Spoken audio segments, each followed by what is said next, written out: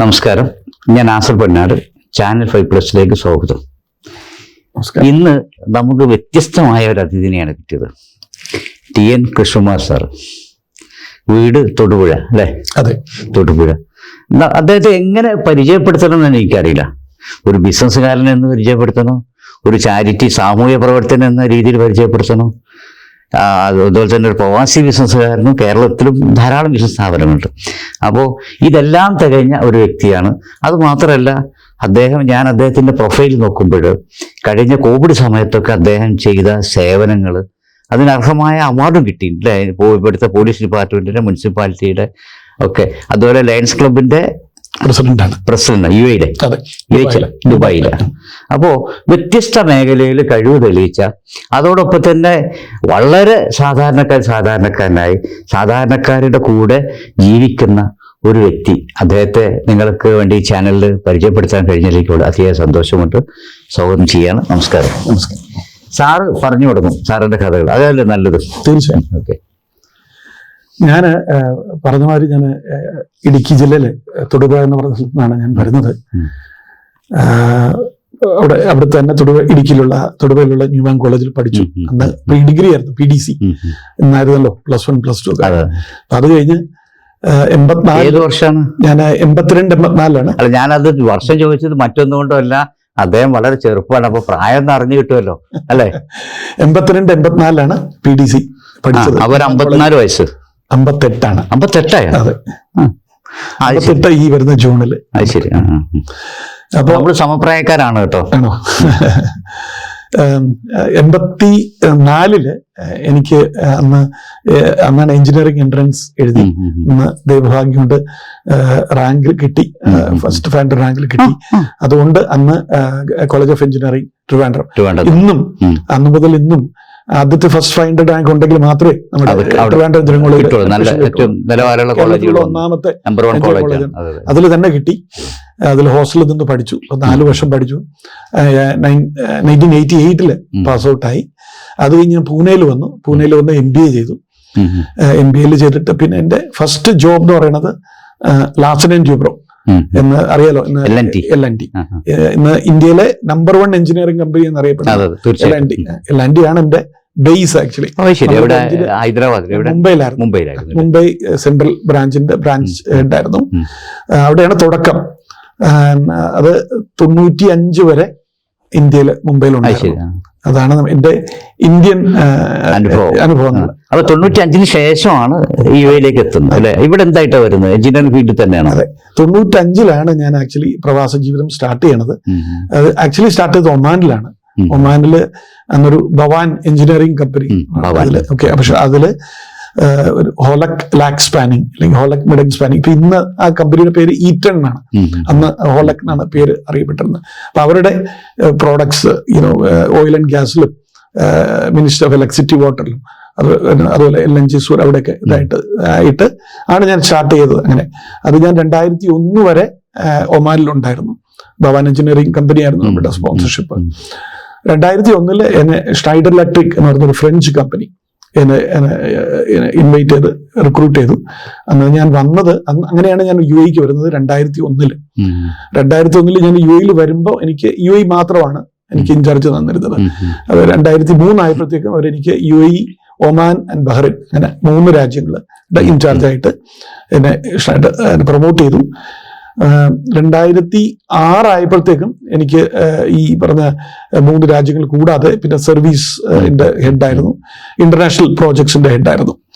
അത് 2006 അരീവ TND അരീവ എന്ന് പറഞ്ഞു കഴിഞ്ഞാൽ ഫ്രഞ്ച് ഗവൺമെന്റ് ആണ്. ഇന്ന് നമ്മുടെ ഇന്ത്യയിൽ ന്യൂക്ലിയർ പവർ റിയാക്ടേഴ്സ് ഒക്കെ ചെയ്യുന്നത് അരീവയാണ്. അപ്പൊ അരീവ യുറാനിയം എൻറിച്ച്മെന്റ് ഉണ്ട്, യുറാനിയം ന്യൂക്ലിയർ പവർ റിയാക്ടേഴ്സ് ഉണ്ട്, പവർ ജനറേഷൻ ഉണ്ട്, ട്രാൻസ്മിഷൻ ഡിസ്ട്രിബ്യൂഷൻ. ഞാൻ അതിലെ ട്രാൻസ്മിഷൻ ഡിസ്ട്രിബ്യൂഷൻ സെക്ഷനിലായിരുന്നു. അപ്പൊ അതിൽ അരീവ TND ജോയിൻ ചെയ്തു മിഡിൽ ഈസ്റ്റിന്റെ റീജിയണൽ ഹെഡായിട്ട് 2006. റിപ്പോർട്ടിംഗ് ടു പാരീസ്, അവിടെയാണ് ഞങ്ങളുടെ ഹെഡ് ഓഫീസ്. അങ്ങനെ 2011 വരെ തുടർന്നു അരീവ TND. 2011 എനിക്ക് GE എന്ന് പറഞ്ഞ അമേരിക്കൻ കമ്പനിയാണ്, ജനറൽ ഇലക്ട്രിക് അമേരിക്കൻ കമ്പനി. അവര് എന്നെ global leader for oil and gas പെട്രോകെമിക്കലായിട്ട് സെലക്ട് ചെയ്തു.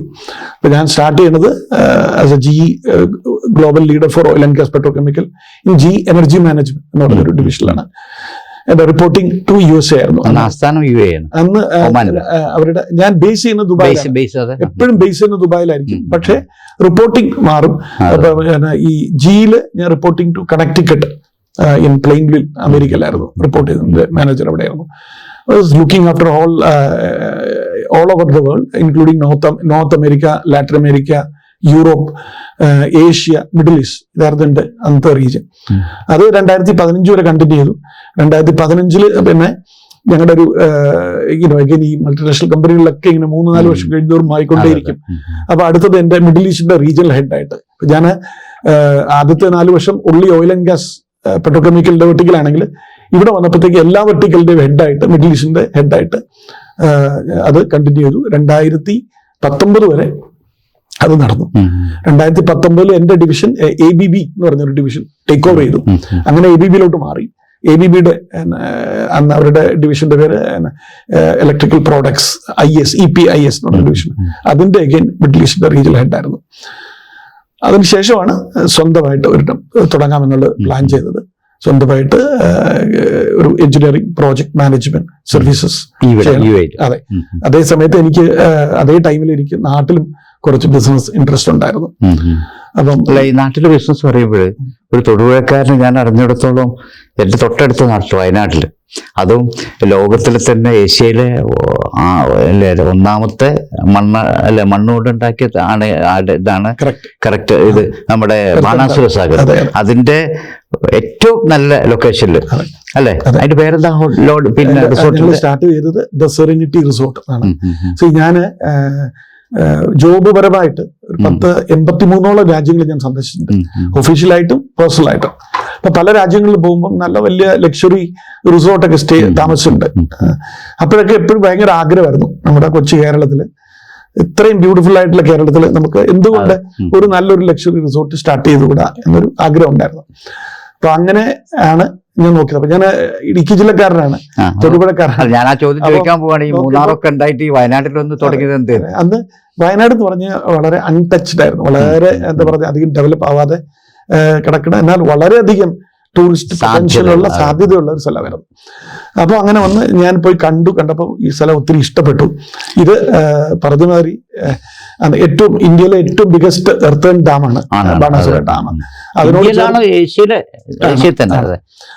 രണ്ടാം സ്ഥാനത്താണ്. അതെ അതെ. അപ്പൊ അതോട് ചേർന്ന് ഏറ്റവും ഒരു വലിയൊരു ബാണാസുര ഡാമാണ്. ആ ഡാമിനോട് ചേർന്ന് 3 സൈഡും കവർ ചെയ്തിട്ടുള്ള ഒരു ഏരിയ നമുക്ക് കിട്ടി. അപ്പൊ നല്ല കൂടെ നല്ല ആൾക്കാരും ഉണ്ടായിരുന്നു നമുക്കതൊക്കെ ചെയ്യാനായിട്ട്.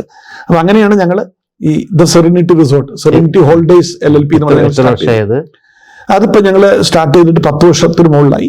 നന്നായിട്ട് പോകുന്നു, വളരെ ഇങ്ങോട്ട് നല്ല ഇതിൽ പോകുന്നു. കഴിഞ്ഞ 7 വർഷമായിട്ട് ട്രിപ്പ് അഡ്വൈസർ എന്ന് പറഞ്ഞ ഇന്ന് വേൾഡിൽ വെച്ച് നമ്മളെ ട്രാവൽ ആൻഡ് ടൂറിസം ലക്ഷറി റിസോർട്ടിനെ റേറ്റ് ചെയ്യണ ഒരു അഡ്വൈസറി ബോർഡ്, അവരുടെ best travellers choice in India എന്ന് പറഞ്ഞുള്ള അവാർഡ് കഴിഞ്ഞ 7 വർഷമായിട്ട് കണ്ടിന്യൂസ് ആയിട്ട് നമുക്ക് ദ സെറനിറ്റി റിസോർട്ടിന് കിട്ടിക്കൊണ്ടിരിക്കുകയാണ്.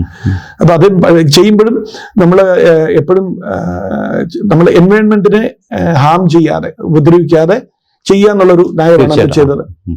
നമ്മൾ പൊതുവെ ഞാനൊരു എഞ്ചിനീയർ ആണ്, എഞ്ചിനീയറിംഗ് ഫീൽഡ് എന്നുള്ളതാണ്. അപ്പോൾ സാമൂഹിക പ്രതിബദ്ധത ഉള്ള ആളും കൂടിയാണ്. അപ്പോൾ അങ്ങനെ ചെയ്യുമ്പോൾ നമുക്ക് ഏറ്റവും എളുപ്പവും ചീപ്പായിട്ട് ചെയ്യുന്ന വെച്ചാൽ നമ്മൾ അവിടെയുള്ള കംപ്ലീറ്റ് മണ്ണ് ഇടിച്ചു കളഞ്ഞ് നേരെ ഫ്ലാറ്റ് ആക്കിയിട്ട് നമ്മൾ ചെയ്യാന്നുള്ളതാണ്. പക്ഷെ ഞങ്ങൾ അതിന് പകരം ആ മലയോടുകൂടി, ബാണാസുര മലയിലാണ് ഞങ്ങളുടെ റിസോർട്ട്, ആ മലയോട് കൂടി ചേർന്ന് ഞങ്ങളത് കൺസ്ട്രക്ട് ചെയ്തു. അപ്പൊ കൺസ്ട്രക്ഷൻ കോസ്റ്റ് കുറച്ച് കൂടി, പക്ഷെ അതുകൊണ്ട് ഗുണം എന്താ വെച്ച് കഴിഞ്ഞാൽ നമ്മൾ എൻവയോൺമെന്റിനെ ടച്ച് ചെയ്തില്ല. അവിടെയുള്ള മരങ്ങളെ നമ്മൾ വെട്ടിയില്ല, മരങ്ങളൊക്കെ അതേപടി നിലനിർത്തിക്കൊണ്ട് ആ മലയിൽ ഞങ്ങൾ ചെയ്തു. അപ്പൊ അതിന്റെ ഗുണം ഉണ്ടായി.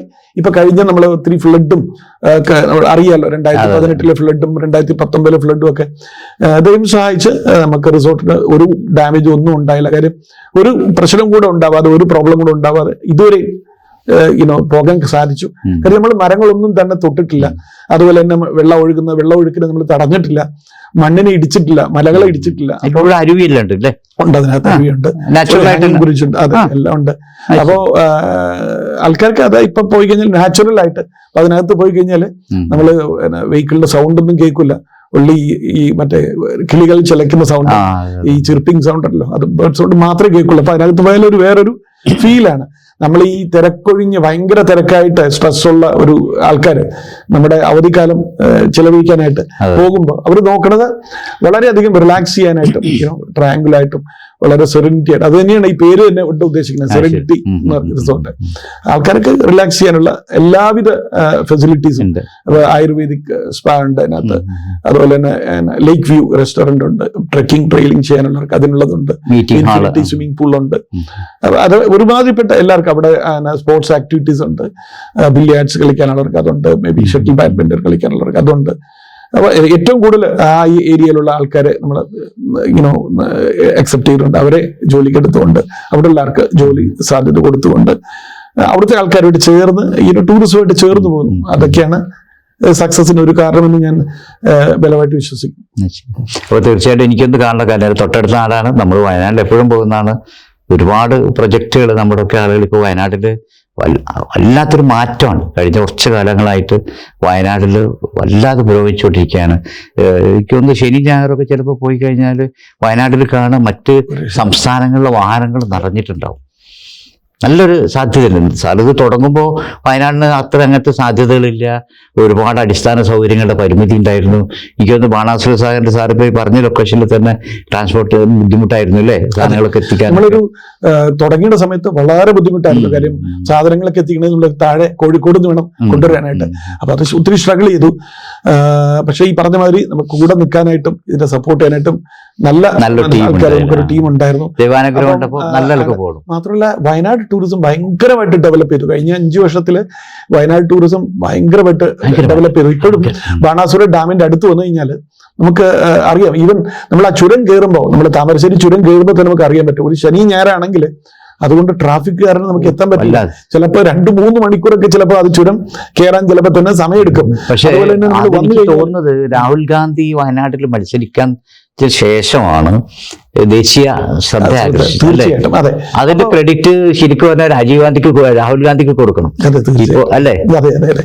അതായത് ഒരു ദേശീയമായിട്ടുള്ള അറ്റൻഷൻ കിട്ടി. അത് ഓൾ ഓവർ ദ വേൾഡ് ഇപ്പോൾ എവിടെയാണ് മത്സരിക്കുന്നത്. അപ്പൊ അങ്ങനെയാണ് വയനാട് എന്നുള്ളൊരു സ്ഥലമുണ്ടെന്നും വയനാട് എത്ര ബ്യൂട്ടിഫുൾ ആയിട്ടുള്ള സ്ഥലമാണെന്നും ഒക്കെ ജനങ്ങൾ അറിയുന്നത്. കൂടുതൽ ഈ പറഞ്ഞ മാതിരി ഏറ്റവും കൂടുതൽ ടൂറിസ്റ്റ് വരുന്നത് കേരളത്തിന് വെളിയിൽ നിന്നാണ്. കർണാടക, തമിഴ്നാട്, ആന്ധ്ര, അതുപോലെ ഗുജറാത്ത്, രാജസ്ഥാൻ, മധ്യപ്രദേശ്, UP, ഡൽഹി ഒക്കെ ഒത്തിരി പേര് നമുക്ക് വരുന്നുണ്ട്. അപ്പൊ അതില് ഞാനൊക്കെ പണ്ട് വയനാട് പോകുമ്പോൾ വയനാട്ടിൽ ലോഡ്ജുകളൊന്നും AC ഉണ്ടാവാറില്ല, ഫാനും ഉണ്ടാവാറില്ല. അത് രണ്ടിന്റെ ആവശ്യമില്ല. ഇപ്പോഴും ഏകദേശം കാലാവസ്ഥയൊക്കെ അങ്ങനെ തന്നെയാണ്. അതെ, നമുക്ക് ഇന്നും പോയി കഴിഞ്ഞ് കഴിഞ്ഞാൽ ഇപ്പൊ ഞാൻ സമ്മർ ടൈമിലാണ് ഞാൻ പോയിരുന്നത്. സമയത്ത് പോകുമ്പോൾ കൂടെ നമുക്കൊരു AC-യുടെ ആവശ്യമില്ല.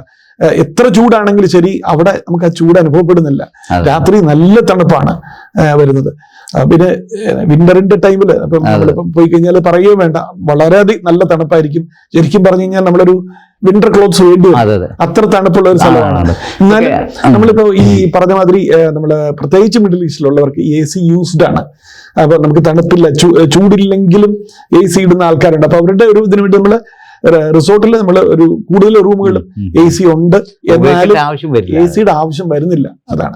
പിന്നെ പ്രകൃതിയുടെ മറ്റ് കുടിവെള്ളത്തിനോ ഇതിനൊന്നും യാതൊരു മാലിന്യങ്ങളൊന്നുമില്ല, നല്ല ഓക്സിജൻ. ഞാനിത് പറയുമ്പോൾ നമ്മുടെ പ്രധാനമന്ത്രിയുടെ കൂടെയൊക്കെ അബ്ദുൽ കലാം സാഹിബിന്റെ കൂടെ, നമ്മുടെ രാഷ്ട്രപതിയുടെ കൂടെ വർക്ക് ചെയ്തിരുന്ന തമിഴ്നാട്ടിലൊരു എഞ്ചിനീയർ ഉണ്ട്.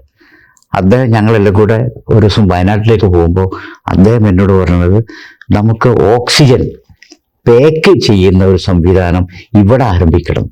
അപ്പോൾ ഞാനത് ഇയാളെ എന്ത് വിട്ടിത്തായി പറഞ്ഞത്, ഓക്സിജൻ. അപ്പോൾ എന്നോട് നാസർ, നാളെ നിങ്ങൾ മിനറൽ വാട്ടർ പോലെ ശുദ്ധവായു കാശ് കൊടുത്ത് വാങ്ങുന്നു. ഇപ്പോൾ തുടങ്ങി തോന്നുന്നു, ഡൽഹിയിലും പല സ്ഥലത്തും അത് തുടങ്ങി. കാരണം അപ്പോൾ അവിടെ നമുക്ക് ആ ഒരു പ്രശ്നമില്ല. അത് മാത്രമല്ല ഒരുപാട് അസുഖങ്ങളും ക്ഷീണമൊക്കെ മാറും. പിന്നെ ഞാൻ മനസ്സിലാക്കിയ ലൊക്കേഷൻ ആണെങ്കിൽ നിങ്ങൾക്ക് കൽപ്പറ്റ പോകാതെ നേരെ വന്നിട്ട് എന്താ പറയാ, വൈത്തിരി അങ്ങോട്ട് കട്ട് ചെയ്തിട്ട് പോവാം. നല്ല സൗകര്യമാണ്, നല്ല റോഡാണ്. അതിൻ്റെ ഒരു അനുഭവമാണ്. അതൊക്കെ പറഞ്ഞ മാതിരി ശുദ്ധമായ നമുക്ക് ഓക്സിജൻ കിട്ടണമെങ്കിൽ വയനാട് വരാം. കാര്യം ഒരു പൊല്യൂട്ടഡ് അല്ല. ഇപ്പോഴും ഇത്രയ്ക്ക് വർഷങ്ങൾക്ക് ശേഷവും ഒന്നും വലിയ വലിയ ഡെവലപ്മെന്റ് ഒന്നും ഇല്ല. ഇപ്പോഴും വളരെ ക്ലീൻ ആയിട്ടുള്ള എയർ, ഓക്സിജൻ, വളരെ റിലാക്സ്ഡ് ആയിട്ട് ഒരു 2-3 ദിവസം. നമ്മളെ ഈ ഡേ ടു ഡേ ഭയങ്കര സ്ട്രെസ്ഡ് ആണ് നമ്മുടെ ലൈഫൊക്കെ. കൂടുതലും നമ്മുടെ ജോലികളിലും പല പല കാര്യങ്ങൾ ഡിസിഷൻ എടുത്തും പല കാര്യങ്ങൾ ചെയ്തും വളരെ സ്ട്രെസ്ഡ് ആയിരിക്കും. അപ്പൊ ഒരു റിലാക്സ്ഡ് ആയിട്ട് വളരെ നീറ്റടി പറഞ്ഞ വെള്ളം, വളരെ ശുദ്ധമായ വെള്ളമാണ്. നമ്മുടെ തൊട്ട് മുമ്പിലാണ് ബാണാസുര ഡാം ഉള്ളത്. ഏറ്റവും കൂടുതൽ അതിൽ അത്ര റിഫ്രഷിംഗ് വാട്ടർ കഴിക്കുക. അതുപോലെ തന്നെ വയനാടൻ സ്പൈസസ്, വയനാട് എന്ന് പറഞ്ഞു കഴിഞ്ഞാൽ ഏറ്റവും കൂടുതൽ ഇന്ന് വേൾഡിൽ സ്പൈസസ് വളരെ ക്വാളിറ്റി ഏലാണെങ്കിലും അവിടെ എനിക്ക് തോന്നുന്ന ചായ മാത്രമാണ് കുറച്ച് സ്ട്രോങ് കുറവ്. അതെ അല്ലേ? അത് മൂന്നാറിലാണ് ഏറ്റവും നല്ലത് ചായയുടെ ഇത് മാത്രം. പക്ഷെ അവിടുത്തെ ഇതാണെങ്കിൽ കുരുമുളകാണെങ്കിലും ഏലമാണെങ്കിലും ഒക്കെ അതുപോലെ അവിടുത്തെ മഞ്ഞൾ കുർക്കുമിൻ എന്ന് പറഞ്ഞൊരു കണ്ടന്റ് ഉണ്ട് എന്ന് പറയുന്നത്. ഏറ്റവും ഹയസ്റ്റ് കുർക്കുമിൻ കണ്ടന്റ് ഉള്ള മഞ്ഞളാണ് വയനാട്. കുർക്കുമിൻ നമ്മൾ ക്യാൻസറിനൊക്കെ ഉപയോഗിക്കുന്ന സംഭവമാണ്. ഏറ്റവും കൂടുതൽ മെഡിക്കൽ പർപ്പസിന് വേണ്ടി യൂസ് ചെയ്യുന്നതാണ്. ഞാനിപ്പോ സത്യത്തില് സാറുമായിട്ട് ഈ ഇന്റർവ്യൂ നടക്കുമ്പോൾ ഞാൻ ഇങ്ങനെ സത്യം പറഞ്ഞാൽ അടിവാരത്ത് നിന്ന് വയനാട് ചുരം ഇങ്ങനെ കയറി ഇങ്ങനെ പോയിട്ട് പോകുന്നൊരു പ്രതീതി. കാരണം ഒരു പ്രാവശ്യം വയനാട് പോയ ഒരാളും ഒരിക്കലും മറക്കൂല. നമ്മൾ വെറുതെ കാശ് മുടക്കി ടൗണുകളിൽ ഈ പുകയും ശല്യങ്ങളൊക്കെ സഹിച്ച് നിൽക്കുന്നതിനേക്കാളും നല്ല ഒരു ടൂറിസം സാധ്യത നമ്മുടെ മനസ്സിനും ശരീരത്തിനും എല്ലാത്തിനും ഗുണം ചെയ്യുന്ന ഒരു ഇതാണ്. അവിടെ എനിക്കൊന്ന് ഒന്നിൽ കൂടുതൽ റിസോർട്ട് സാറിന് അവിടെ ഉണ്ട് അല്ലേ? അതെ അതെ. ഏതൊക്കെയാണ് പിന്നെ ഉള്ളത്? പിന്നെ ഇപ്പൊ സെറിനിറ്റിയാണ് നമ്മൾ സ്റ്റാർട്ട് ചെയ്ത്. അതിനുശേഷം നമ്മള് വൈൽഡ് പ്ലാനറ്റ് എന്ന് പറഞ്ഞിട്ട് നമ്മുടെ അഗൈൻ കൂട്ടുകാരാണ് എന്റെ കൂടെ പഠിച്ച ഒരു ചാക്കോ, അവിടെ ട്രിവാൻഡ്രം എഞ്ചിനീയറിംഗ് കോളേജിൽ എന്റെ കൂടെ പഠിച്ചാണ്. അദ്ദേഹം കണ്ണൂരുകാരനാണ്. ബട്ട് അന്ന് അദ്ദേഹവും ഇതേ സമയത്ത് വയനാട് ഒരു റിസോർട്ട് സ്റ്റാർട്ട് ചെയ്തിരുന്നു. പിന്നെ നമ്മുടെ വേറൊരു ഫ്രണ്ട് രതീഷ് കോഴിക്കോട് നിന്നുള്ള. അപ്പൊ അങ്ങനെ ഞങ്ങൾ കുറച്ച് പേര് ചേർന്നിട്ട് അപ്പൊ അവര് വൈൽഡ് പ്ലാനറ്റ് സ്റ്റാർട്ട് ചെയ്തപ്പോൾ ജോയിൻ ചെയ്തു. Wild planet Bana heights and wild planet Nilgiris അങ്ങനെ പറഞ്ഞ 2 റിസോർട്ടും. ഒന്ന് വെള്ളമുണ്ടയിൽ വയനാട് തന്നെയാണ്, പിന്നെ ഒന്ന് ദേവാല, അതും ശരിക്കും പറഞ്ഞ അത് ബോർഡറിലാണ്. തമിഴ്നാടിന്റെയും കർണാടകയുടെയും കേരളത്തിന്റെ ഏകദേശം ബോർഡറായിട്ടൊരു ദേവാലയം. നല്ല സ്ഥലമാണ്, നല്ല സെലക്ഷനാണ് അല്ലേ? എനിക്കൊരു റിക്വസ്റ്റ് ഉണ്ട് സാർ. ഏതായാലും എഡ്യൂക്കേഷൻ രംഗത്ത് ഒരുപാട് എക്സ്പീരിയൻസ് ഉള്ള ഒരാളാണ്. ഇതുപോലെയുള്ള നമ്മുടെ കുട്ടികൾക്ക് സ്വസ്ഥമായി പഠിക്കാൻ പറ്റുന്ന ഒരു വിദ്യാഭ്യാസ സ്ഥാപനം കൂടി അവിടെ തുടങ്ങണം വയനാട്ടിൽ. ഒരുപാട് സാധ്യത ഉണ്ട് അതിന്. ഞാൻ അതിനെപ്പറ്റി പറയാം. ഞങ്ങൾ തിരുവനന്തപുരം എഞ്ചിനീയറിംഗ് കോളേജിൽ പഠിച്ചിറങ്ങിയതിനു ശേഷം ഈ പറഞ്ഞ മാതിരി ഞങ്ങളൊക്കെ പഠിച്ചത് വളരെ തുച്ഛമായ ഫീസാണ്. ഗവൺമെന്റ് ഫീസ് എന്ന് പറഞ്ഞാൽ വളരെ കുറവാണ്. അത് ഞാൻ കൊടുത്തിട്ടില്ല. എനിക്ക് അന്ന് സ്കോളർഷിപ്പ് ഉണ്ടായിരുന്നു. അപ്പൊ ശരിക്കും പറഞ്ഞു കഴിഞ്ഞാൽ ഞാനൊക്കെ പഠിച്ചത് നമ്മുടെ കേരളത്തിലെ ജനങ്ങളുടെ ടാക്സ് പേയേഴ്സിന് പൈസ കൊണ്ടാണ് ഞങ്ങൾ പഠിച്ച് ഇറങ്ങി. ഇപ്പൊ ഇതുമാതിരി വലിയ വലിയ മൾട്ടിനാഷണൽ കമ്പനികളിൽ കഴിഞ്ഞ 35 വർഷമായിട്ട് വർക്ക് ചെയ്യണമെങ്കിൽ അതൊക്കെ കാരണം ഞാൻ പറഞ്ഞില്ല, ഈ പാവപ്പെട്ട കേരളത്തിലെ പൊതുവായിട്ടുള്ള ആൾക്കാരുടെ ടാക്സ് പൈസ വെച്ച് ഓർമ്മ വളരെ ഉണ്ട്. അപ്പൊ അതുകൊണ്ട് തന്നെ എന്തെങ്കിലും തിരിച്ച് എനിക്ക് ചെയ്യണം എന്ന് ആഗ്രഹം ഉണ്ടായിരുന്നു. അപ്പൊ ഞങ്ങള് ഒരു സീറ്റ ഗാലക്സി ചാരിറ്റബിൾ ട്രസ്റ്റ് എന്ന് പറഞ്ഞ് ഞങ്ങൾ ട്രിവാൻഡ്രത്ത് രജിസ്റ്റർ ചെയ്തു. അപ്പൊ ഇതിന്റെ ഉദ്ദേശം എന്താ വെച്ച് കഴിഞ്ഞാല് നമ്മള് അതിൽ പല പ്രോജക്ട്സ് ഉണ്ട്. അതിലൊരു പ്രോജക്റ്റാണ് ഹോപ്പ് എന്ന് പറഞ്ഞു കഴിഞ്ഞാൽ helping outstanding people in education. അതിന്റെ ഷോർട്ട് ഫോം ആണ്. അപ്പൊ അതിന്റെ ലൈഫ് ട്രസ്റ്റിയാണ് ഞാൻ, വൺ ഓഫ് ദ ലൈഫ് ട്രസ്റ്റിയാണ് ഞാൻ. ഇതിൽ ഒത്തിരി പേരുണ്ട് കേട്ടോ ആക്റ്റീവ് ആയിട്ടുള്ളത്. അപ്പോൾ ഇതിന്റെ മെയിൻ ഉദ്ദേശം എന്തെന്ന് വെച്ച് കഴിഞ്ഞാൽ ഗവൺമെന്റ് സ്കൂൾ അല്ലെങ്കിൽ ഗവൺമെന്റ് എയ്ഡഡ് സ്കൂളിൽ നിന്ന് ബ്രില്യൻ്റ് ആയിട്ട് പഠിക്കാൻ ഏറ്റവും മിടുക്കരായിട്ടുള്ള കുട്ടികളെ കണ്ടുപിടിച്ച്, പക്ഷെ എക്കണോമിക്കലി കുറച്ച് പ്രശ്നമുള്ള അങ്ങനെയുള്ള കുട്ടികളെ കണ്ടുപിടിച്ച് 8ാം തരത്തിൽ അവരെ കണ്ടുപിടിച്ച് അതുമുതൽ അവരെ പഠിപ്പിക്കുക. ഒന്ന് സ്കോളർഷിപ്പ്, പൈസ കൊടുക്കുക എന്ന്. പക്ഷെ പൈസ മാത്രമല്ല എല്ലാം ജീവിതത്തിൽ. പൈസയെക്കാട്ടിലും വളരെ ഇമ്പോർട്ടന്റ് ആണ് ഇവരെല്ലാം നമ്മൾ കോച്ച് ചെയ്യാന്നുള്ളത്. ഇവർക്കെല്ലാം നമ്മൾ അഡീഷണൽ ട്രെയിനിങ് കൊടുക്കുകയാണ്. അവരെല്ലാം 8 മുതൽ 12 വരെ ആകുമ്പോഴത്തേക്കും ഇവരെല്ലാരെയും നമ്മളൊരു പ്രൊഫഷണൽ കരിയറിലോട്ട് റെഡിയാക്കി. നമ്മളിപ്പോ പിന്തുടരുന്ന കേരളത്തിൽ പ്രത്യേകിച്ച് ഇന്ത്യയിൽ പിന്തുടരുന്ന പാഠപദ്ധതിയിൽ ഒരുപാട് പരിമിതികൾ. ഇന്ന് കേരളത്തിലെ 14 ജില്ലകളിലും ഞങ്ങൾ കുട്ടികളെ സ്പോൺസർ ചെയ്യുന്നുണ്ട്. 1500 കുട്ടികളെ ഞങ്ങൾ ഓരോ വർഷവും സ്പോൺസർ സ്കോളർഷിപ്പ് കൊടുക്കുന്നുണ്ട്. അതുകൂടാതെ ഈ കുട്ടികളെല്ലാം ഈ പറഞ്ഞ മാതിരി നമ്മൾ ട്രെയിനിങ്, കമ്മ്യൂണിക്കേഷൻ സ്കിൽസ്. ഈ കുട്ടികളെല്ലാം വളരെ മിടുക്കന്മാരാണ്, എല്ലാം ബ്രില്യൻ്റ് ആണ്. പക്ഷെ സംസാരിക്കാൻ അറിയാതെ വരും. നാളെ നമ്മളൊരു കമ്പനിയിൽ ഒരു ഇന്റർവ്യൂവിന് പോകുമ്പോൾ ഗ്രൂപ്പ് ഡിസ്കഷൻ അവർക്ക് സംസാരിക്കാൻ പറ്റാതെ, അപ്പൊ അവരെ നമ്മൾ ഇവിടുന്ന് ഇപ്പൊ ദുബായിന്നൊക്കെ ഞാൻ ഇവിടുന്ന് നമ്മൾ ഇവിടുത്തെ ആൾക്കാരെയൊക്കെ വെച്ച് നമ്മൾ കമ്മ്യൂണിക്കേഷൻ സ്കില്ലിന് ട്രെയിനിങ് കൊടുത്തിരുന്നു. അതുപോലെ മോട്ടിവേഷൻ സ്കില്ല്, ലീഡർഷിപ്പ് സ്കിൽസ്, അങ്ങനെ പല ഇത് ആൾക്കാർ കേരളത്തിലും ഇന്ത്യയിലുള്ള പ്രോമിനന്റ് ആയിട്ടുള്ള ആൾക്കാരെ നമ്മൾ കൊണ്ടുവന്ന് ഈ കുട്ടികൾക്ക് വേണ്ടി ട്രെയിനിങ് ചെയ്ത് അവരെ ഒരു വലിയൊരു പ്രബുദ്ധരായ ഒരു പൗരനാക്കുക എന്നാണ്. കാരണം ഇവരെല്ലാം നമുക്ക് എല്ലാവർക്കും പൈസ കൊടുക്കാൻ നമുക്കൊരു ലിമിറ്റേഷൻ ഉണ്ട്. നമുക്ക് എത്ര പൈസ കൊടുത്താലും വേണ്ടി എടുക്കും ആൾക്കാർ. പക്ഷെ ഇവരെല്ലാം സ്വന്തം കാലിൽ നിൽക്കാൻ നമ്മൾ പഠിപ്പിക്കുക എന്നുള്ളതാണ് ഏറ്റവും വലിയ കാര്യം. നമ്മൾ കുറെ ഇങ്ങനത്തെ ആളുകളെ ഭിക്ഷക്കാരുണ്ടാക്കുന്നതിന് പകരം മീൻ വാങ്ങി കൊടുക്കുന്നതിന് പകരം മീൻ പിടിക്കാൻ പഠിപ്പിച്ചു. നമ്മളൊക്കെ എപ്പോഴും ഈ ചാരിറ്റി രംഗത്തുള്ള എല്ലാവരോടും പറയുന്ന ഒരു കാര്യമാണത്. നമ്മൾ എന്തെങ്കിലും തൽക്കാലം കൊടുക്കുന്നതിന് പകരം എഡ്യൂക്കേഷൻ രംഗത്ത് ഈ സേവനം ചെയ്യുമ്പോൾ നാളെ സാറിനെ പോലെ തന്നെ ഒരു നല്ല മേഖലയിലേക്ക് ഒരു എത്താൻ പറ്റും. എനിക്ക് തോന്നുന്നു ഇപ്പോൾ ഈ രംഗത്ത് പ്രവർത്തിക്കുന്ന ഇങ്ങനത്തെ പല കോഴ്സുകൾക്കും ഇപ്പോൾ ഇന്ത്യയിൽ തന്നെ അംഗീകൃത യൂണിവേഴ്സിറ്റികളുടെ സർട്ടിഫിക്കറ്റ് കോഴ്സ് കൊടുക്കുന്നുണ്ട്. നരേന്ദ്രമോദി കൊണ്ടുവന്ന പിന്നെ ഇപ്പോൾ സജീവമായി വന്ന ഈ സ്കിൽ ഡെവലപ്മെന്റ്, ഇതിനൊക്കെ കോഴ്സ് അംഗീകൃത സർട്ടിഫിക്കറ്റ് കൊടുക്കാനും പറ്റും ഈ കുട്ടികൾക്ക് അഡീഷണൽ ആയിട്ട്. ഈ സ്കിൽ ഡെവലപ്മെന്റ് പറയുന്നതാണ് ഞാനിപ്പോ പറഞ്ഞത് ഏറ്റവും ബ്രില്യന്റ് ആയിട്ടുള്ള കുട്ടികളാണ്. എന്നാൽ കഷ്ടകാലം കൊണ്ട് അവരുടെ ജീവിത സാഹചര്യം കൊണ്ട് എന്തുകൊണ്ടോ ചില കുട്ടികൾ പഠിക്കാത്തവരും ഉണ്ട്. പക്ഷെ അവരും നമുക്ക് വേണം, അവരും നമ്മുടെ സമൂഹത്തിന് വേണം. നമ്മൾ അവരെ ഉപേക്ഷിച്ചാല് അവര് റോങ് ആക്ടിവിറ്റീസിലോടും, അവര് ഡ്രഗ് അഡിക്റ്റ് ആവാം, ക്രിമിനൽ ആക്ടിവിറ്റീസിലോടും. അപ്പൊ അങ്ങനെ ഞങ്ങൾ അന്ന് വയനാട് അട്ടപ്പാടി എന്ന് പറഞ്ഞ സ്ഥലത്ത് ഫോക്കസ് ചെയ്തു.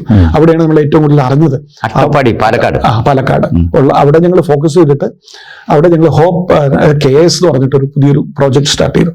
ഇതില് അവിടെ പഠിക്കുന്ന ഡ്രോപ്പ് ഔട്ട് ആയിട്ടുള്ള കുട്ടികളെ കണ്ടുപിടിച്ച് 90 കുട്ടികളെ ഓരോ കോഴ്സിലും നമ്മൾ കണ്ടുപിടിച്ച് ഈ കുട്ടികളെ ഞങ്ങൾ അന്ന് കോയമ്പത്തൂരിൽ ICICM എന്ന് പറഞ്ഞൊരു ഇൻസ്റ്റിറ്റ്യൂട്ട് ഉണ്ട്, അവിടെ കൊണ്ടുപോകും. അപ്പൊ അവിടെയുള്ള ട്രെയിനിങ് സ്കിൽ ഡെവലപ്മെന്റ് ട്രെയിനിങ്, അവരുടെ താമസം, അവരുടെ ആഹാരം, ഇതെല്ലാം സ്പോൺസർ ചെയ്ത് ഇവര് ICUവിൽ താമസിപ്പിക്കും.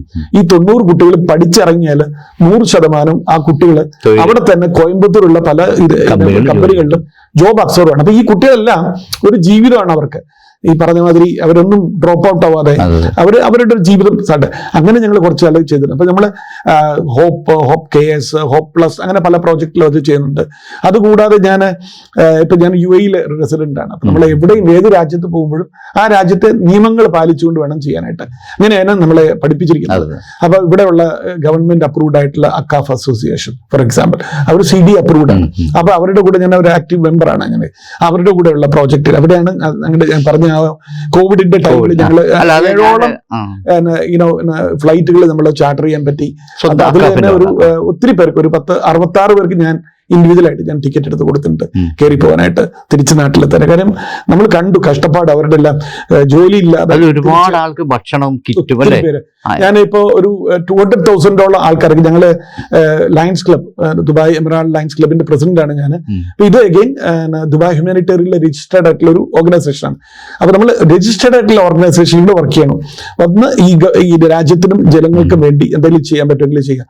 അപ്പൊ അങ്ങനെ ഞങ്ങൾ അതിലൂടെ ഞങ്ങൾ ഒരു 148 പേരെ കണ്ടുപിടിച്ച് ഞങ്ങൾ ഇന്ത്യയുടെ 10 സ്ഥലങ്ങളിലോട്ട് നമ്മൾ അന്ന് കേരളത്തിൽ മാത്രമല്ല, കേരളത്തിൽ അന്ന് നമ്മൾ കണ്ണൂര്, കോഴിക്കോട്, കൊച്ചി, ട്രിവാൻഡ്രം 4ഇടത്തും വിട്ടു. അത് കൂടാതെ തമിഴ്നാട്ടിലും കർണാടകയിലും UP അങ്ങനെ ഒരു 10ഓളം സ്ഥലങ്ങളിലോട്ട് നമ്മൾ 148ഓളം ആൾക്കാരെ ഫ്രീ ആയിട്ട് ടിക്കറ്റ് എടുത്ത് കയറ്റി വിട്ടു. അവർക്ക് ടിക്കറ്റ് മാത്രമല്ല, അന്ന് RT-PCR ചെയ്യണമായിരുന്നു നമ്മൾ ഈ കോവിഡ് ടെസ്റ്റിന് വേണ്ടിയിട്ട്. അത് ചെയ്ത് ഫ്രീ ആയിട്ട് ചെയ്ത് അവർക്ക് വേണ്ടിയുള്ള ഫോംസ് ഫില്ലപ്പ് ചെയ്ത് അങ്ങനെ അവരെ കയറ്റി വിട്ടു.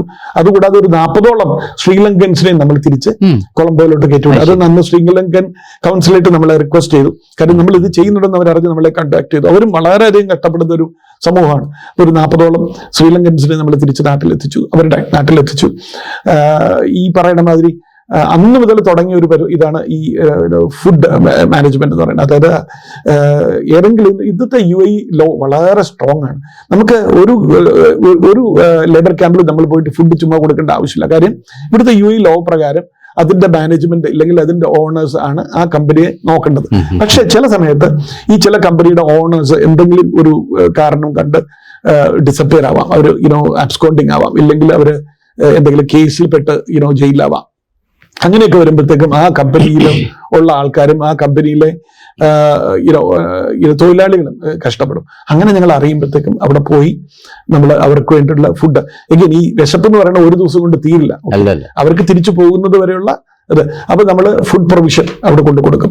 അപ്പോൾ ബൾക്കായിട്ട് ഞങ്ങൾ പോയിട്ട് നമ്മുടെ ഇതിൽ ബൾക്ക് സപ്ലൈസിൻ്റെ അടുത്ത് നിന്ന് സാധനം മേടിച്ചു നമ്മുടെ തന്നെ വെഹിക്കിൾ കൊണ്ടുപോയി ക്യാമ്പിൽ കൊണ്ടുപോയി കൊടുത്ത് ഇപ്പോൾ 1 മാസത്തേക്ക് ഇല്ലെങ്കിൽ 2 ആഴ്ചത്തേക്കുള്ള ഫുഡ് അവളുടെ പ്രൊവിഷൻ അവിടെ എല്ലാവർക്കും കുക്ക് ചെയ്യുമായിരുന്നു. കിച്ചണിൽ കോമൺ കിച്ചണിൽ ചെയ്യും, അങ്ങനെ ചെയ്യുന്നുണ്ട്. പിന്നെ ഫുഡ് ഇത് കണ്ടിന്യൂസ് ആയിട്ട് പോകുന്നുണ്ട്. പിന്നെ ഞങ്ങൾ ബ്രസ്റ്റ് ക്യാൻസർ സ്ക്രീനിങ് ഇന്ന് അറിയാമല്ലോ, ഇന്ന് ഇന്ത്യയിൽ മാത്രമല്ല ഇന്ന് വേൾഡിൽ വെച്ച് ഏറ്റവും കൂടുതൽ ക്യാൻസർ കൊണ്ട് മരിക്കുന്നത് ഇന്ന് ബ്രസ്റ്റ് ക്യാൻസർ ആണ് ആക്ച്വലി. അതുപോലെ പ്രത്യേകിച്ച് നമ്മുടെ ഏഷ്യൻ വുമൺ, ഇന്ത്യൻ വുമണിൽ ഏറ്റവും കൂടുതൽ മരിക്കുന്നത് ഈ ബ്രസ്റ്റ് ക്യാൻസർ കാരണമാണ് മരിക്കുന്നത്. ഏറ്റവും കൂടുതൽ ആൾക്കാർക്ക് ക്യാൻസറിൽ ഏറ്റവും കൂടുതൽ ഹയസ്റ്റ് പ്രബലന്റ് ക്യാൻസർ ഏതെന്ന് വെച്ച് കഴിഞ്ഞാൽ അത് ബ്രസ്റ്റ് ക്യാൻസർ ആണ്. അപ്പൊ അത് തടയാനായിട്ട് ഞങ്ങൾ 2022 ഒക്ടോബർ 1 മുതൽ നമ്മൾ life line multi speciality hospital അവരുമായിട്ട് ടൈപ്പ് ചെയ്ത് ഇന്ത്യയിൽ അന്ന് നമ്മൾ കേരളത്തിൽ സ്റ്റാർട്ട് ചെയ്യണം എന്ന് വിചാരിച്ചു. നമ്മൾ ട്രിവാൻഡ്രത്ത് നമ്മൾ നോക്കിയത് ഈ ബുക്ക് മേഖലകളാണ്. നമുക്ക് അപ്രൂവൽ കിട്ടി, നമുക്ക് അപ്രൂവൽ തമിഴ്നാട് കിട്ടി. ഞങ്ങൾ അന്ന് മുതൽ സ്റ്റാർട്ട് ചെയ്തു.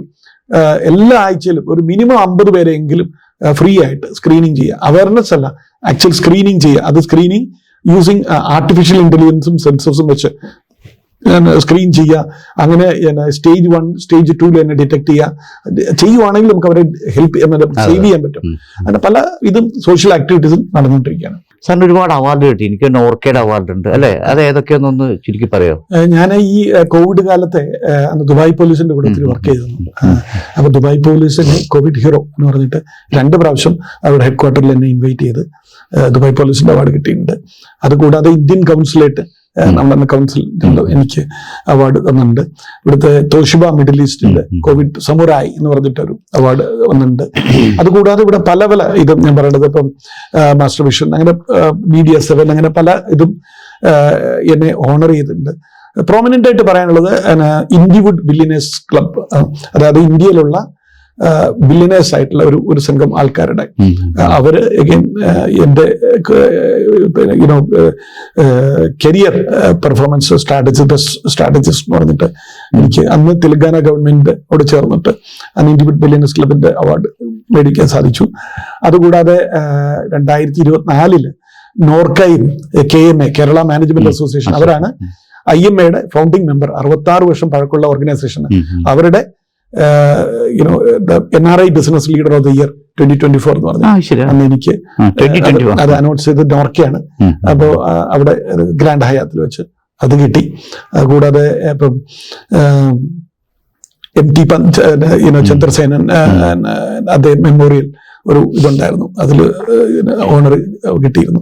വളരെ പലതും ഇതായി. ഈ പറഞ്ഞ മാതിരി കൂടുതലും ഇത് മറ്റുള്ളവരെ മോട്ടിവേറ്റ് ചെയ്യുകയാണെങ്കിൽ വേറെ ആൾക്കാർക്കും ഇതിൽ ഇങ്ങനെ ഒരു ആൾക്കാരെ കഷ്ടപ്പെടുന്ന ഒരു വിഭാഗം ആൾക്കാരുണ്ട്. അവർക്ക് എന്തെങ്കിലും നമുക്ക് ഹെൽപ്പ് ചെയ്യാൻ പറ്റുവാണെങ്കിൽ ഹെൽപ്പ് ചെയ്യുക. അത് തീർച്ചയായിട്ടും അത് മോട്ടിവേറ്റ് ചെയ്യുന്നു തോന്നും.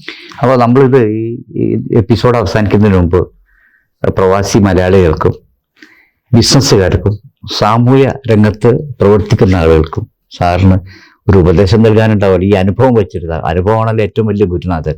അപ്പോൾ ഈ അനുഭവം വെച്ച് എന്താണ് ഇവരോട് പറയാനുള്ളത്? എനിക്ക് 2 അഡ്വൈസാണ് പറയുള്ളത്. ഒന്ന്, കരിയറിൽ പറയുകയാണെങ്കിൽ കരിയറിൽ നിങ്ങൾ എന്ത് ആയിക്കോട്ടെ, നിങ്ങളിപ്പോൾ എഞ്ചിനീയർ ആയിക്കോട്ടെ, ഡോക്ടർ ആയിക്കോട്ടെ, അല്ലെങ്കിൽ എന്തും, ഇന്നിപ്പോൾ കരിയർ എന്ന് പറഞ്ഞാൽ വളരെ പല കരിയേഴ്സ് ഉണ്ട്. അപ്പം എന്താണെങ്കിലും നിങ്ങൾ അതിൽ ബെസ്റ്റ് ആവുക. ഇപ്പം നിങ്ങൾ ഷെഫ്, ഇപ്പം നിങ്ങൾ പഠിച്ചത് ഫുഡ് മാനേജ്മെന്റ് ആണെന്ന് വെച്ചോ, നിങ്ങൾ you should be the best chef ആവണം. ഇല്ലെങ്കിൽ നിങ്ങളിപ്പോൾ ക്രിക്കറ്റ് കളിക്കാരാണെന്ന് വെച്ചോട്ടെ, നിങ്ങൾ you should be the best cricketer. ഇല്ലെങ്കിൽ നിങ്ങൾ ഒരു പാട്ടുകാരനാണ്, you should be the best singer. അതുപോലെ ഇന്ന് വളരെയധികം നമുക്ക് ഭാഗത്തപ്പം തെറാപ്പിസ്റ്റ് ഉണ്ട്. ഇത് ഓൺലി ലിമിറ്റഡ് അല്ല, എഞ്ചിനീയറും ഇതിലും ഡോക്ടറും മാത്രമല്ല ഇന്ന് ലോകത്തിലുള്ളത്. വളരെയധികം ഇന്ന് മുൻപോട്ട് വന്നിരിക്കുന്നു. അപ്പം ഏത് ഫീൽഡാണെങ്കിലും നിങ്ങൾ അതിൽ എക്സ്പെർട്ട് ആവുക, അതിൽ നിങ്ങൾ 100% നിങ്ങളുടെ ഇത് കൊടുക്കുക. You be the best guy, actually നിങ്ങളുടെ ഫീൽഡിൽ ബെസ്റ്റ് ആവുക. And then work hard and then success is yours. അതാണ് എനിക്ക് കരിയർ സൈഡിൽ പറയാനുള്ളത്. പിന്നെ സോഷ്യൽ സൈഡിൽ എനിക്ക് പറയാനുള്ളത്, നമ്മളെല്ലാവരും വളർന്നു വന്ന സാഹചര്യം നമ്മൾ നോക്കുക. നമ്മളെ ഈ ഇവിടം വരെ എത്തിച്ച ഒരു പക്ഷം ജനങ്ങളുണ്ട്. അവരോടുള്ള കടപ്പാടുകൾ നമ്മൾ എപ്പോഴും തിരിച്ചറിയുക. ഞാൻ വന്ന് പലരും പഠിച്ചിട്ടുണ്ട്. ഞാൻ ഈ പറയുന്ന മാതിരി ഗൾഫ് രാജ്യത്തിൽ വെറുതെ 95. അതിനു മുമ്പ് ഇന്ത്യയിലാണ് നമ്മുടെ ജീവിതം പഠിച്ചതും എൻ്റെ ആദ്യത്തെ ഇതൊക്കെ. പല കാര്യങ്ങളും ഞാൻ കണ്ടിട്ടില്ല. ഫോർ എക്സാമ്പിൾ, ഇവിടെ വന്ന് ഞാൻ പഠിച്ചതാണ് ഈ ഫാസ്റ്റിംഗ് ഡ്യൂറിങ് റമദാൻ ടൈമിൽ. ഒരു ഭയങ്കര എൻ്റെ ഒരു ഐ ഓപ്പണർ ആയിരുന്നു. ഇതുകൊണ്ട് നോക്കാറുണ്ടായിരുന്നു. പിന്നെ അതാണ് എനിക്ക് അറിയില്ലായിരുന്നു ഇതുകൊണ്ടുള്ള ഗുണം എന്താന്നുള്ളത്. അപ്പൊ നമ്മുടെ കൂട്ടത്തിൽ സഹോദരങ്ങളെല്ലാവരും ഇരിക്കുകയാണ്. അപ്പൊ നമ്മള് വിശപ്പ് എന്താന്ന് അറിയുന്നില്ല. ഞാൻ ഈ ലക്ഷറിയുടെ നടുവിൽ നിൽക്കുകയാണ്. ഞാൻ ഈ സമൃദ്ധിയുടെയും പൈസ വരുന്നു, പൈസ എന്താ ചെയ്യണമെന്ന് അറിയില്ല. അതുപോലെ നിൽക്കുമ്പോൾ ഒരു വിഭാഗം ആൾക്കാരുണ്ട് ഇതൊന്നും കഴിയാത്ത ആൾക്കാർ. അപ്പൊ ഈ ഒരു ഐ തിങ്ക് ഇറ്റ് ഗിവ്സ് ഒരു ഭയങ്കര ഒരു മെസ്സേജ് കൊടുക്കുന്നുണ്ട്. എന്താണ് ഈ വിശപ്പ്, എന്താണ് ഈ ദാഹം, അതുകൊണ്ട് എന്താണ് പ്രശ്നം എന്ന്. അപ്പൊ നമ്മൾ അറിഞ്ഞാലേ നമുക്കത് മറ്റുള്ളവനെ അറിയുമ്പോൾ അതിന്റെ ബുദ്ധിമുട്ട് എന്താണെന്ന്. അപ്പൊ അതുകൊണ്ട് തന്നെ നമുക്കത് ചെയ്യാൻ പറ്റുമോ, ഇതാണ് വിശപ്പ്, ഇതാണ് ദാഹം എന്ന് പറയുമ്പോൾ നമ്മൾക്ക് ഒരു സുഡാനിൽ ഇങ്ങനെ പ്രശ്നമാണ്, ഇല്ലെങ്കിൽ സിറിയയിൽ ഒരു പ്രോബ്ലമാണ്, ഇല്ലെങ്കിൽ ലെബനിൽ പ്രോബ്ലമാണെന്ന് അറിയുമ്പോൾ നമുക്ക് മനസ്സിൽ വിഷം വരും. ഇല്ല പാലസ്തീനിൽ പ്രശ്നമാണെന്ന് അറിയുമ്പോൾ നമുക്ക് വിഷം വരും നമുക്ക് മനസ്സിൽ. അപ്പം നമുക്കത് ചെയ്യണം എന്ന് തോന്നും. അവന്റെ വിഷം നമുക്ക് മനസ്സിലാക്കാൻ 12 മണിക്കൂറേ ഉള്ളൂ, പക്ഷേ 24 മണിക്കൂറും പട്ടിണി കിടക്കുന്ന ആളുകൾ അവിടെ നമുക്ക് വലിയൊരു പാഠമാണ്. അതുകൊണ്ട് പിന്നെ അതിന് മെഡിക്കലായിട്ട് ഒത്തിരി ഞാൻ പറഞ്ഞത് ഞാൻ ദുബായിൽ ഇവിടെ ഗൾഫിൽ വന്ന് എനിക്ക് വളരെയധികം പഠിക്കാൻ പറ്റി. അന്ന് വരെ നമ്മൾ കാണുന്നത് പറഞ്ഞ ഇന്ത്യൻസ് ആണ്. പിന്നെ ഇന്ന് ദുബായ് നോക്കിക്കഴിഞ്ഞാല് 183 രാജ്യങ്ങളിലുള്ള ആൾക്കാരാണ് ഇവിടെ ഉണ്ടെന്നാണ് പറയുന്നത്. അപ്പൊ നമ്മൾ പല കൾച്ചറിനെയാണ് കാണുന്നത്, പലവിധമായിട്ടുള്ള ആൾക്കാർ, Europeans, Americans, Australians, middle eastern, അതിലെ പല ലോകത്തിന്റെ ഒരു പരിച്ഛേദമാണ് ദുബായ്. ഈ ദുബായ് നമ്മളെ വളരെയധികം ഒത്തിരി അധികം നമുക്ക് നല്ല കാര്യങ്ങൾ തരുന്നുണ്ട്. എല്ലാവിധ നല്ല കാര്യങ്ങൾക്കും ഈ ദുബായിലുള്ള ഗവൺമെന്റ് റൂളേഴ്സ് അവർ മുൻപിൽ നിൽക്കുകയാണ്.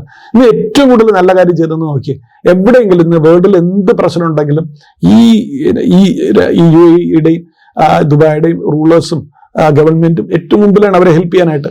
അപ്പൊ ഇതാണ് നമ്മൾ ഇവിടെ താമസിക്കുന്ന നമുക്കും ആ ബോധം നമുക്ക് തരുന്നത്. പിന്നെ ഈ പറയുന്ന മാതിരി വളരെ സേഫ് ആയിട്ടുള്ള രാജ്യം ആലോചിച്ച് നോക്കൂ. ഒരു ഏത് രാത്രിക്കും ആർക്ക് ഏത് ഇറങ്ങി നടക്കാം, കുഴപ്പമില്ല. ധൈര്യമായിട്ട് പോക്കറ്റിൽ നമ്മുടെ പേഴ്സ് വെച്ചുകൊണ്ടെടുക്കുക, ആരും പിക് പോക്കറ്റ് ചെയ്യില്ല. മാന്യമായിട്ട് നടന്നു കഴിഞ്ഞാൽ ആരും നിങ്ങളെ ഉപദ്രവിക്കില്ല. നിങ്ങൾക്ക് സ്വന്തമായിട്ട് നല്ല ബിസിനസ് ചെയ്യാം, നിങ്ങൾക്ക് മാന്യമായിട്ട് ബിസിനസ് ചെയ്ത് മുമ്പോട്ട് വരാം. എല്ലാം മാന്യമായിട്ട് എന്നുള്ളതിന് ഒരു അടിവരണം. തീർച്ചയായിട്ടും മാന്യത വേണം. എന്തെങ്കിലും ഉടായ്പ കാണിച്ചാൽ ഒരു രക്ഷ നടക്കൂല, ഒരിക്കലും നടക്കൂല. മാന്യമായിട്ട് വളരെ ക്ലിയർ ആയിട്ട് നിങ്ങൾ ചെയ്തു കഴിഞ്ഞാൽ ഈ രാജ്യം നിങ്ങളെ 2 കൈ നീട്ടി സ്വീകരിക്കും. വളരെയധികം നമ്മൾ മലയാളികൾ, എനിക്ക് പറഞ്ഞു കഴിഞ്ഞാൽ വളരെയധികം മലയാളികൾ ഇവിടെ ഈ രാജ്യത്ത് വന്ന് കഷ്ടപ്പെട്ട് മുമ്പോട്ട് വന്നിട്ടുണ്ട്. അപ്പൊ ഇതാണ് എനിക്ക് പറഞ്ഞ 2 മെസ്സേജ് ഞാൻ കൊടുക്കുന്നത്. ഇവിടെ പൊതുവെ നമ്മളിപ്പോ ഇന്ത്യയിൽ വെച്ച് നോക്കുമ്പോൾ ഇപ്പൊ ജാതി മതം, ഒരു ആക്സിഡന്റ് നടന്നാൽ പോലും അവിടെ ജാതി മതം നോക്കാണ്. ഇപ്പോ മിനിയാന്ന് ഷവർമയെ കുറിച്ച് സംഭവം വന്നു. ഇത്രയും വിഡിത്തങ്ങളൊക്കെ മനുഷ്യനെ എങ്ങനെയൊക്കെ അകറ്റാൻ പറ്റും ജാതിയുടെയോ മതത്തിന്റെയോ പാർട്ടിയുടെയോ പേര്. അവിടെ നമുക്കൊരു പാഠമാണ് UAE, അല്ലെ സർ? സാധാരണ ആളുകൾ തീർച്ചയായിട്ടും ഈ UAE നോക്കൂ, അതാണ് ഇതൊരു മുസ്ലിം രാജ്യമാണ്, അറബ് രാജ്യമാണ്. എന്നാൽ അവരെന്ത് രീതിയിലാണ് അവർ മറ്റുള്ളവരെ നോക്കുക. ഇവിടെ ഒരു അബുദാബിയിൽ ഒരു ഹിന്ദു അമ്പലം പണിയാനായിട്ട് ഒരു ഭയങ്കര അത്ഭുതമാണ്. അതുപോലെ തന്നെ ക്രിസ്ത്യൻ ആരാധനാലയങ്ങൾ അവർ അലോ ചെയ്തു. എല്ലാവിധ സൗകര്യങ്ങളും എല്ലാം നിങ്ങൾ കഷ്ടപ്പെടും അങ്ങനെയൊന്നും അല്ല. അവർക്ക് കൊടുത്ത മാത്രമല്ല, അതിനുള്ള എല്ലാ സൗകര്യങ്ങളും ഇവിടുത്തെ റൂളേഴ്സ് കൊടുത്തു. എല്ലാവരെയും ടോളറൻസ് ഇത് പറഞ്ഞു കഴിഞ്ഞാൽ വേൾഡില് happiness, ministry for happiness, ministry for tolerance, അങ്ങനെ ഒരു സംഭവം വേറെ ഒരു വകുപ്പുണ്ട്. ഒരു വകുപ്പുള്ള ഒരേ ഒരു രാജ്യമാണത്. അതായത് ജനങ്ങളുടെ സന്തോഷത്തിനും വേണ്ടിയിട്ടുള്ള ഒരു മിനിസ്ട്രി. അപ്പൊ അത്രത്തോളം ഇവിടുത്തെ രാജാക്കന്മാരെ, ഇവിടുത്തെ റൂളേഴ്സ്, നമ്മള് കേരളത്തിലാണെങ്കിലും ഇന്ത്യയിലാണെങ്കിലും ജനങ്ങളെ എങ്ങനെയൊക്കെ പിഴിയാൻ പറ്റുന്ന വകുപ്പുകളാണ് നമ്മളൊക്കെ ഉണ്ടാക്കുന്നത്. ഇവിടെ ജനങ്ങളെ എങ്ങനെ സന്തോഷപ്പെടുത്താം, അവരുടെ കൂടെ എങ്ങനെ നിൽക്കാം, അതിനൊരു വകുപ്പ്, അല്ലെ? അതെ, അതില്ല ഒരു എല്ലാം കൊണ്ടും UAE നമുക്കൊരു വലിയൊരു റോൾ മോഡലാണ്. നമ്മളെല്ലാം കണ്ടുപിടിക്കേണ്ടതാണ്. എന്താ പറയണത്, ഇവിടെ എല്ലാവരും ഇവിടെ ജാതിയില്ല, മതമില്ല, എല്ലാവരും ഒരു തോളോട് തോള് ചേർന്ന് ഒരു സഹോദരന്മാരെ മാതിരി നമ്മൾ വർക്ക് ചെയ്യണം. നമ്മൾ ജോലി ചെയ്യുന്നു, നമ്മൾ തിരിച്ചു പോകണം, നമ്മൾ മര്യാദയ്ക്ക് ജീവിക്കുക. അല്ലാതെ ഈ പറഞ്ഞ നേരായ വഴിയിലൂടെ മുമ്പോട്ട് പോവുക ഒരു കുഴപ്പമില്ല ഈ രാജ്യത്ത്. അതൊക്കെ നമ്മൾ കണ്ടുപിടിക്കേണ്ടതാണ്. എനിക്ക് തോന്നുന്ന വലിയ നല്ല നല്ല കാര്യങ്ങൾ ഇവിടെ വന്ന് നമുക്ക് പഠിക്കാനും ഈ ലോകത്തോട് പറയാനും നമുക്ക് സാധിച്ചിട്ടുണ്ട്. അപ്പോൾ തൽക്കാലം നമ്മുടെ സമയ പരിമിതി കൊണ്ട് ഇത് അവസാനിപ്പിക്കുകയാണ്. പിന്നെ ഞാൻ TK എന്ന് TN കൃഷ്ണകുമാർ സാറിന് നമുക്ക് ഇനിയും ആവശ്യം വരും. നിങ്ങൾക്ക് അഭിപ്രായങ്ങൾ അറിയിക്കണം. അദ്ദേഹം നമുക്കൊരു മാതൃകയാണ്. ഒരുപാട് കാര്യങ്ങൾ ഇനിയും ചെയ്യാൻ, നല്ല കാര്യങ്ങൾ ചെയ്യാൻ അദ്ദേഹത്തിന് ദൈവം ദീർഘായുസ് കൊടുക്കട്ടെ എന്ന് പ്രാർത്ഥിച്ചുകൊണ്ട് നിർത്തുന്നു. നമസ്കാരം.